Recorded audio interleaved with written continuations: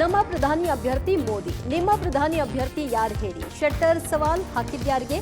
ವಯನಾಡ್ನಲ್ಲಿ ರಾಹುಲ್ ಸ್ಪರ್ಧೆ ಇನ್ನೂ suspense. PUC ಫಲಿತಾಂಶ ಪ್ರಕಟ, ಬಾಲಕಿಯರೇ ಮೇಲುಗೈ. ಎಲ್ಲ ಸುದ್ದಿ ಡೀಟೇಲ್ಸ್ ನೋಡೋಣ ಕರ್ನಾಟಕ ಟಾಪ್ 20. ಬೆಳಗಾವಿಯಲ್ಲಿ ಮನೆ ಮಗ ವರ್ಸಸ್ ಹೊರಗಿನವ ಎಂಬ ಲಕ್ಷ್ಮೀ ಹೆಬ್ಬಾಳ್ಕರ್ ಹೇಳಿಕೆಗೆ ಬಿಜೆಪಿ ಅಭ್ಯರ್ಥಿ ಜಗದೀಶ್ ಶೆಟ್ಟರ್ ತೀಕ್ಷ್ಣವಾಗಿ ಪ್ರತಿಕ್ರಿಯಿಸಿದರು. ಲೋಕಸಭಾ ಚುನಾವಣೆಯಲ್ಲಿ ನನ್ನ ಅಡ್ರೆಸ್ ವಿಚಾರ ಮಹತ್ವಕ್ಕೆ ಬರಲ್ಲ. ಲೋಕಸಭಾ ಚುನಾವಣೆಯಲ್ಲಿ ಯಾವ ವಿಚಾರ ಚರ್ಚೆ ಮಾಡಬೇಕು ಮಾಡಬಾರದು ಅಂತ ಲಕ್ಷ್ಮೀ ಹೆಬ್ಬಾಳ್ಕರ್ಗೆ ಗೊತ್ತಿಲ್ವಾ? ಆದರೆ ಅಂತಿಮವಾಗಿ ತೀರ್ಮಾನ ಕೈಗೊಳ್ಳೋರು ಜನ. ಸ್ವಾಭಿಮಾನವೂ ಮತ್ತೊಂದು ಅಭಿಮಾನವೂ ಜನ ನಿರ್ಧಾರ ಮಾಡ್ತಾರೆ. ನಾನು ಹೊರಗಿನವ ಅಂತ ಆದರೆ ಸಿದ್ದರಾಮಯ್ಯ ಬದಾಮಿಯಿಂದ ಸ್ಪರ್ಧೆ ಮಾಡಿದ್ದು, ರಾಹುಲ್ ಗಾಂಧಿ ವಯನಾಡ್ನಿಂದ ಯಾಕೆ ಸ್ಪರ್ಧೆ ಮಾಡಿದ್ರು ಅಂತ ಪ್ರಶ್ನೆ ಮಾಡಿದ್ರು. ನಮ್ಮ ಪ್ರಧಾನಿ ಅಭ್ಯರ್ಥಿ ಮೋದಿ, ನಿಮ್ಮ ಪ್ರಧಾನಿ ಅಭ್ಯರ್ಥಿ ಯಾರು ಮೊದಲು ಹೇಳಿ ಅಂತ ಲಕ್ಷ್ಮೀ ಹೆಬ್ಬಾಳ್ಕರ್ಗೆ ಸವಾಲ್ ಹಾಕಿದ್ರು. ಇದೇ ವೇಳೆ ನಮ್ಮಲ್ಲಿ ಯಾವುದೇ ಅಸಮಾಧಾನ ಇಲ್ಲ, ಎಲ್ಲರೂ ಒಗ್ಗಟ್ಟಾಗಿದ್ದೀವಿ ಅಂದರು. Jagadish address Suresh Angadi address, Jagadish Shettar address ಅಂತ ಹೇಳಿದ್ದಾರೆ. ಇವೆಲ್ಲ ಈ ನ್ಯಾಷನಲ್ ಇಶ್ಯೂಸ್ ಡಿಸ್ಕಷನ್ ಮಾಡೋದು ಬಿಟ್ಟು, BJP ಬಗ್ಗೆ ಮೋದಿಜಿಯವರ ಪರ್ಫಾರ್ಮೆನ್ಸ್ ಬಗ್ಗೆ ಡಿಸ್ಕಷನ್ ಮಾಡೋದು ಬಿಟ್ಟು, ನೀವು ಪ್ರೈಮ್ ಮಿನಿಸ್ಟರ್ ಕ್ಯಾಂಡಿಡೇಟ್ ಯಾರು ಅನ್ನೋದು ಡಿಸ್ಕಷನ್ ಮಾಡೋದು ಬಿಟ್ಟು, ಇಂಥ ಸಣ್ಣ ಪುಟ್ಟ ವಿಚಾರಣೆ ಎತ್ಕೊಂಡು ಜನ ನಿಮ್ಮನ್ನು ನಂಬೋದಿಲ್ಲ ರೀ ಅಂತ ಹೇಳ್ತೀನಿ ಕಾಂಗ್ರೆಸ್ ಅವರು. ನೋಡ್ರಿ, ಜನ ತೀರ್ಮಾನ ತೊಗೊಂತಾರೆ. ಅದು ಸ್ವಾಭಿಮಾನೋ ಮತ್ತೊಂದು ಅಭಿಮಾನೋ ಜನ ಕೊನೆ ತೀರ್ಮಾನ ಮಾಡೋದು ಜನ ಅಲ್ಲ.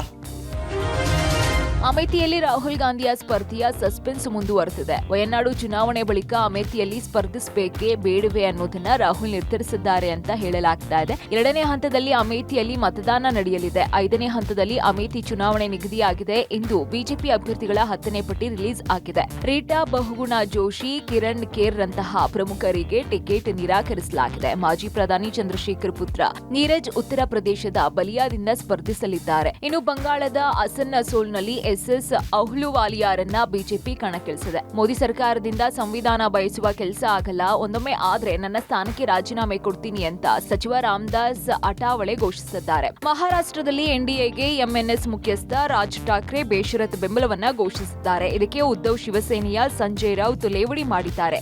ರಾಜ್ ಠಾಕ್ರೆಯ ಯಾವ ಫೈಲ್ ಓಪನ್ ಆಯಿತು ಅಂತ ಪ್ರಶ್ನಿಸಿದ್ದಾರೆ. ಮಾರ್ಚ್ 1ರಿಂದ ಮಾರ್ಚ್ 22ರವರೆಗೂ ನಡೆದಿದ್ದ ದ್ವಿತೀಯ PU ಪರೀಕ್ಷೆ ಫಲಿತಾಂಶ ಇಂದು ಪ್ರಕಟಗೊಂಡಿದೆ. ಈ ಬಾರಿ ಕೂಡ ಬಾಲಕಿಯರು ಹಾಗೂ ಹಳ್ಳಿ ವಿದ್ಯಾರ್ಥಿಗಳೇ ಮೇಲುಗೈ ಸಾಧಿಸಿದ್ದಾರೆ. ಬೆಂಗಳೂರಿನಲ್ಲಿ ಶಿಕ್ಷಣ ಇಲಾಖೆ ಸುದ್ದಿಗೋಷ್ಠಿ ನಡೆಸಿ ಫಲಿತಾಂಶ ಪ್ರಕಟಿಸಿದೆ. ಈ ಬಾರಿ 81.15% ಮಂದಿ ಉತ್ತೀರ್ಣರಾಗಿದ್ದಾರೆ. ಪರೀಕ್ಷೆಗೆ ಹಾಜರಾದ ಒಟ್ಟು ವಿದ್ಯಾರ್ಥಿಗಳ ಪೈಕಿ 5,52,690 ಮಂದಿ ತೇರ್ಗಡೆಯಾಗಿದ್ದಾರೆ.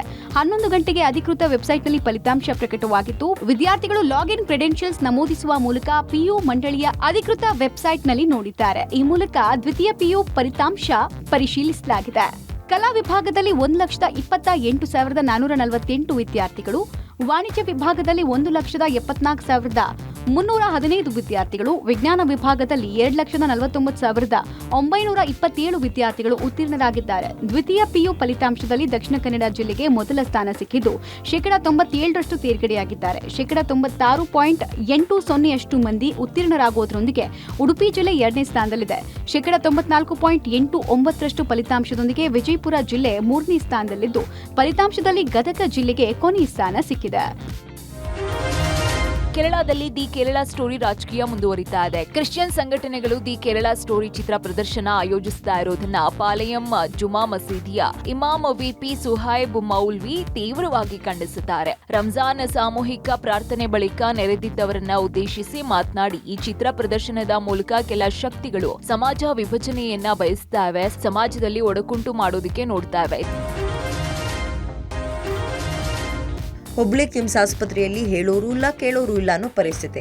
ಒಂದ್ ಕಡೆ ರೋಗಿಗಳ ನೆರಳಾಟ ಆದ್ರೆ ಮತ್ತೊಂದ್ ಕಡೆ ವೈದ್ಯಕೀಯ ವಿದ್ಯಾರ್ಥಿಗಳ ಮೋಜು ಮಸ್ತಿ ಜೋರಾಗಿದೆ. ಆಸ್ಪತ್ರೆ ಅನ್ನೋದು ಮರೆತು DJ ಸದ್ದಿಗೆ ಕಲರ್ಫುಲ್ ಲೈಟ್ಸ್ಗೆ ವಿದ್ಯಾರ್ಥಿಗಳು ಹುಚ್ಚೆದ್ದು ಕುಣಿದಿರೋ ಘಟನೆ ಹುಬ್ಳಿ ಕಿಮ್ಸ್ ಆಸ್ಪತ್ರೆಯ ಮುಖ್ಯ ಆಡಳಿತ ಭವನದ ಎದುರು ಆಗಿದೆ.